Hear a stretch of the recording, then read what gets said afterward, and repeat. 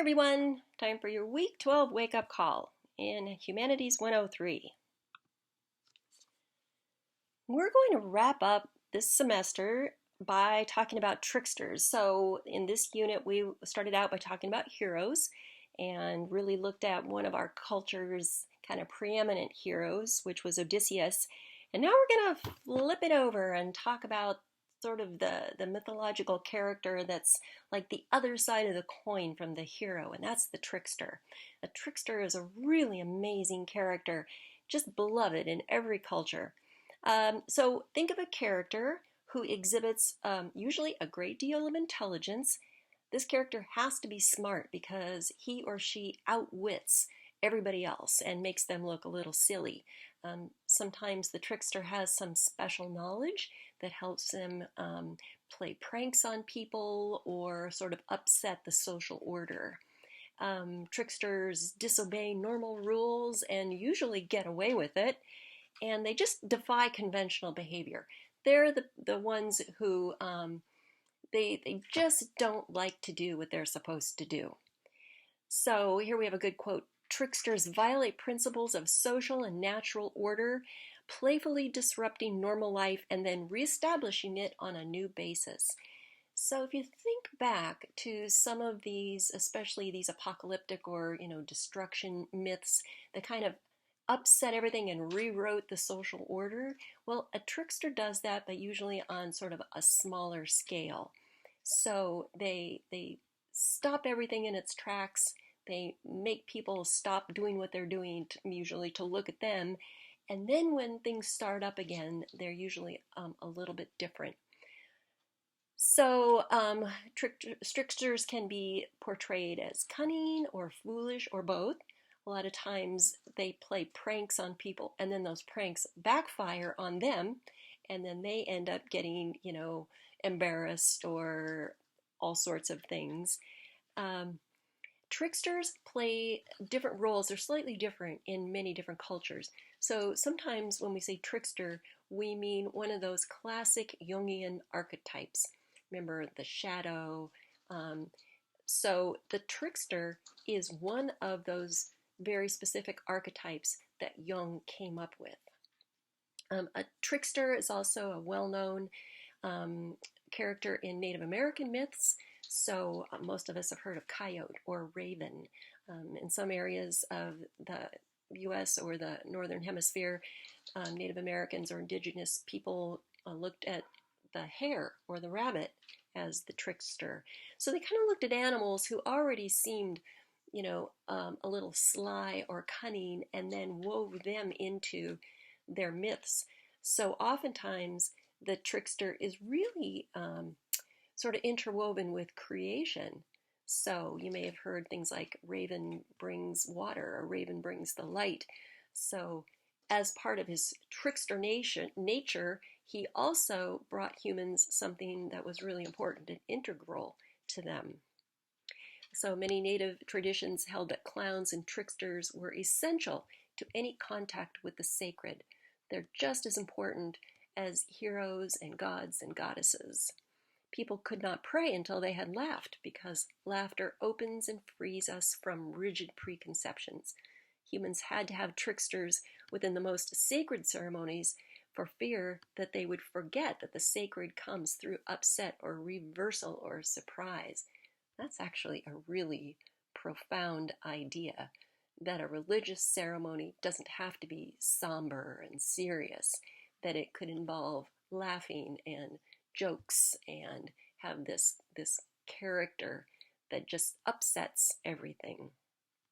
The trickster in most native traditions is essential to creation and to birth. So we're going to look at some important tricksters in mythology. Before we do that, I thought I would just, to get you sort of in the frame of mind of thinking of these characters, here are I just pulled these out of my head. Well, actually, with a little help from the internet. But obviously, Raven and Coyote, Bugs Bunny, Deadpool, Loki. Loki, not only, current iteration of a trickster, but obviously a long-standing mythological character. Pippi Longstocking, if you ever read any of those books when you were a kid, she's crazy. She's definitely a trickster.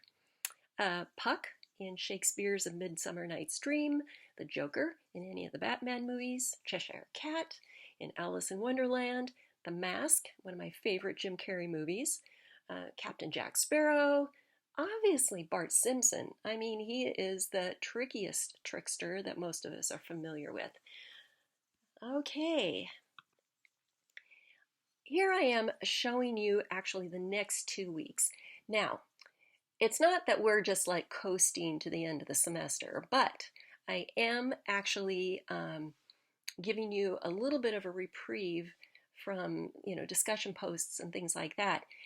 First of all, because I want you to read all of these myths and these papers very carefully, but I also really want you to be working on your novel analysis project. So remember, the trickster is one of the characters that you might actually be reading about in your novel, so be sure to keep that in mind. Tricksters, an Introduction, that is a video. Mapping the characteristics of mythical tricksters is actually a more academic paper, and it talks about some very specific categories of tricksters. So take your time. It's not super difficult or technical reading, but it's really interesting, and you don't want to miss any information in that. Another Joseph Campbell video. So we've looked at Joseph Campbell's The Hero's Journey, his description of the hero, but here he is talking about the mythology of the trickster. Videos on Hermes and Loki, and Anansi stories. These are African trickster stories. Really interesting because there's so many of them. Just loads and loads of Anansi stories. So read at least 3 of those. Next week, here's the first one's a video, Coyote and Raven. We're talking about American tricksters. Then Raven Steals the Light. And the last one, American Trickster Tales. So, a lot of the stories maybe that you were read as a little child or read when you were younger, things like Brer Rabbit, maybe, you didn't think of those as trickster tales, but American folklore or American myths have a strong emphasis on tricksters. So I'd like you to read at least 3 of those. Those are stories that may be familiar to you. And really, that's all you have to do for the next 2 weeks in terms of assignment. Be watching those videos, reading those papers, reading those stories, and then working on your novel analysis project. Next week, I am going to have a week 13 wake-up call, but I think I'm going to focus that entire video on how to cite your sources in your novel analysis paper and some ideas for how to format that paper. I think by that time, a lot of you will be ready to start thinking about how to put this paper together. So we'll talk about that next week.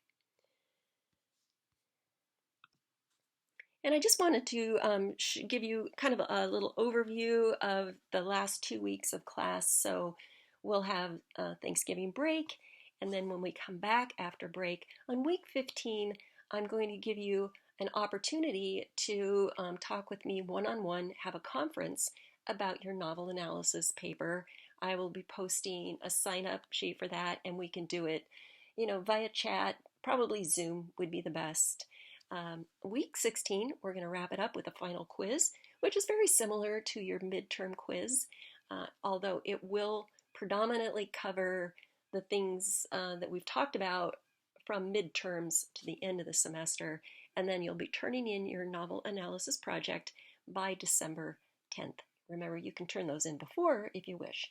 I also will be posting a short extra credit assignment if you feel like you need a few extra points. It's not up there yet, but it will be by week 15. All right, that's what I have for you this week. I hope you enjoy reading all those trickster tales, and I'll talk to you next week.